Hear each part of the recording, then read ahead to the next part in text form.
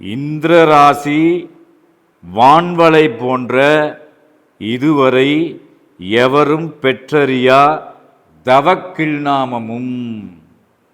முதல்ல சொன்னேன்ல தவக்கில்நாமம், அது இருக்கட்டும். அடுத்து வர்றது யாரும் கண்டறியாத தண்டாயுதம்.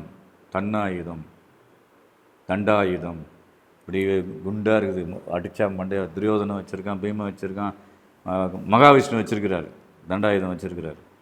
அது அவருடைய சன்னதத்தில் வருது.